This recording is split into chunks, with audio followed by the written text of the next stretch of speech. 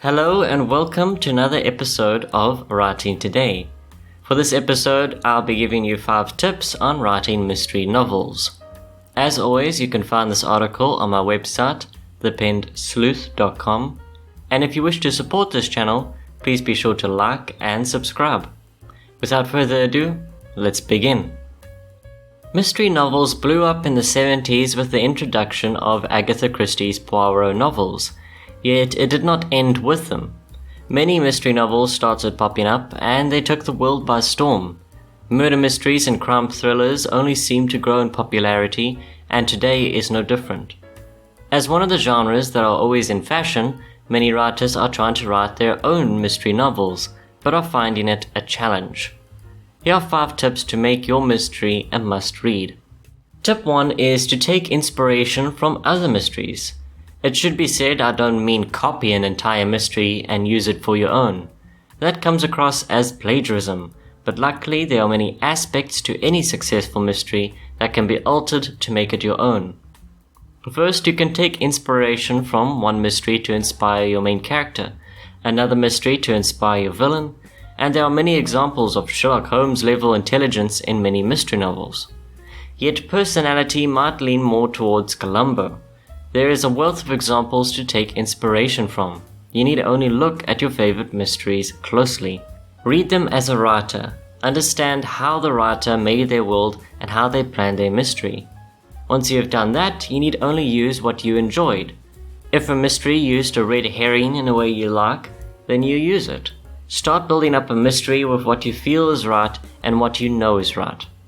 Tip number 2 is to plot every little detail. While you're making graphs and diagrams, now is the time to bring up the planning process. You need to plot every detail. Mystery readers are an observant bunch who analyze all that you say because they are looking for clues. The reader is proactively trying to solve the mystery before the protagonist. In their own mind, pieces will start fitting together, which is why if you make a mistake, that is what they will think about. Mystery novels are always a step up in complexity than other novels, which is why it is easy to contradict yourself when writing your mystery. Plot it out. Create clues. Tie clues to characters. Next, turn those clues over.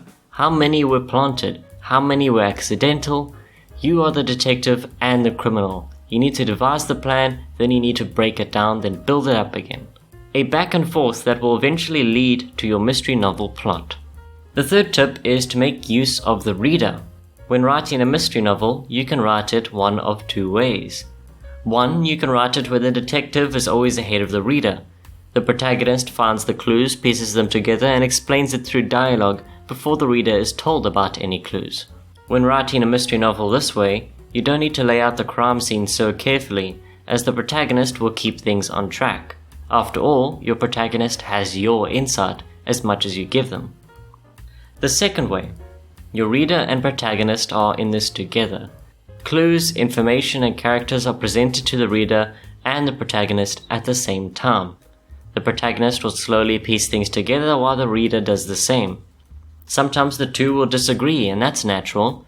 Perhaps the protagonist has a piece of information the reader doesn't, or perhaps the reader is a touch smarter. Both ways are excellent for mystery writing, but the second will garnish more reader involvement. You should already have an idea of what works best for your story. The fourth tip is to use misdirection.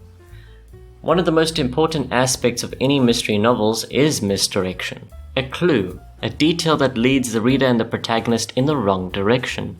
If done well, a reader will have no clue that they are being led astray, and the story will progress towards a twist that shocks the reader, but still makes sense.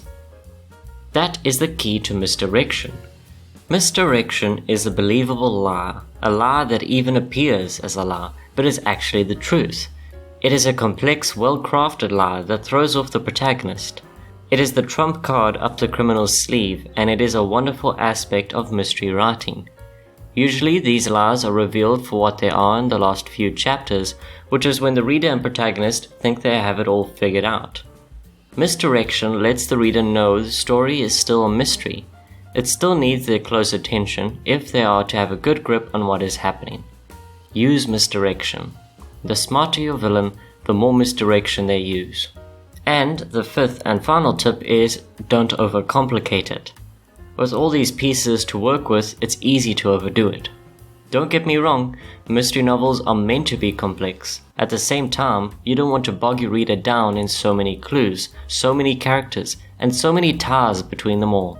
There will be a point where the reader stops trying to keep track of everything, and at that point, you no longer have reader involvement.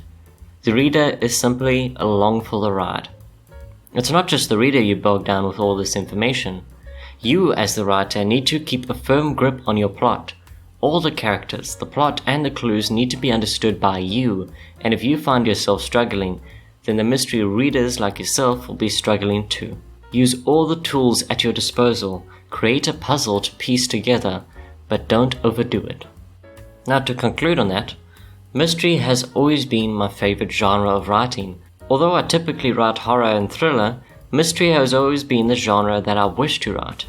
Mystery is the genre that inspired me to become a writer. It is the reason I love twists in stories.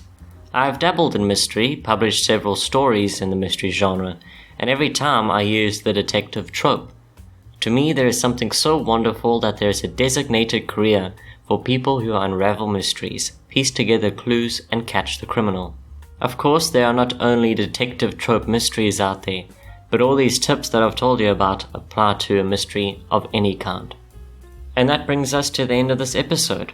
If you like what you hear, consider subscribing for future content. If you want to read this article, you can find it on my website, thepensleuth.com. As always, I'll leave a direct link to the article in the description below. With that, I'll see you in the next episode. Good day, good night, and happy writing.